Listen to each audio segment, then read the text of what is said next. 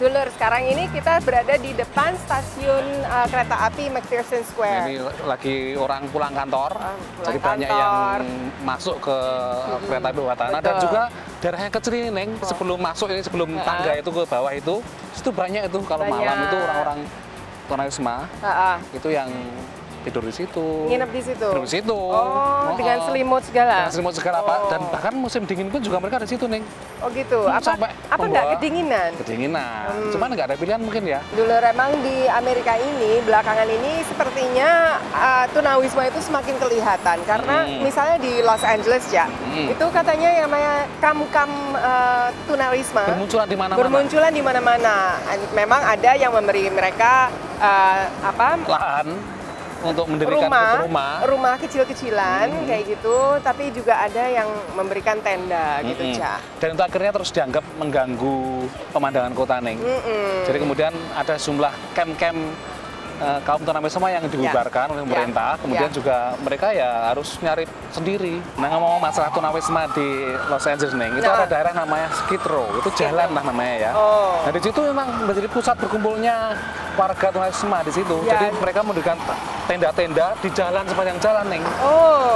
Gitu. Campur antara perempuan dan laki-laki.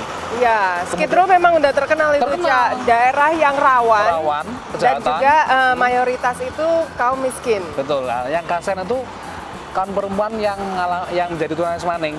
Jadi seringkali mengalami penganiayaan, dibully. Iya, seringkali bahkan diperkosa sebagian. Nggak ada yang membantu mereka. Nah, di sekitar ini ada usaha yang didirikan oleh sebuah warga di LA gitu, yang punya LSM, yang membantu warga tunawisma, terutama yang perempuan. Itu untuk diambil dari jalan. Ciduk dari jalan gitu.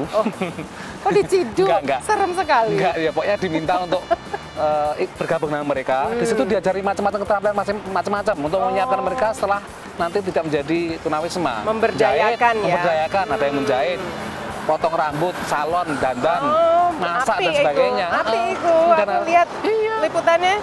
Ya. Ditantau ya, Dulur. Inilah kawasan tunawisma paling terkenal di Los Angeles.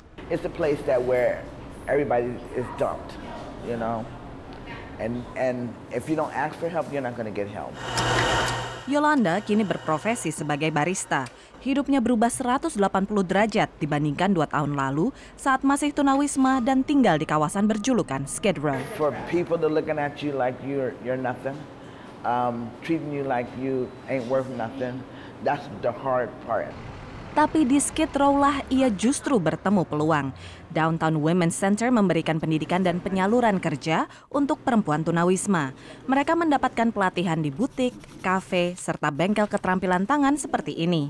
Peserta belajar disiplin waktu, menyelesaikan proyek dengan baik, serta kerjasama dalam tim. Rebuilding self-esteem, developing relationships with individuals, you know, chronic homelessness when you're living on the streets, you become isolated.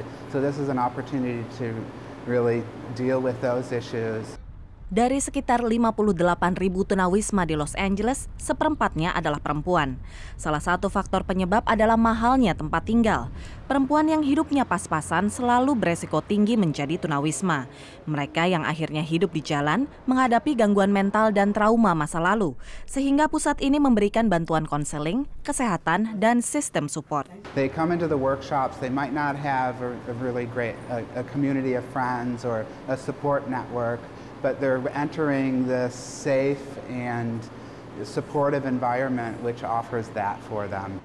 Selain dijual di toko Downtown Women's Center, karya-karya mereka juga bisa dibeli di butik atau toko eksklusif dengan label Made by DWC.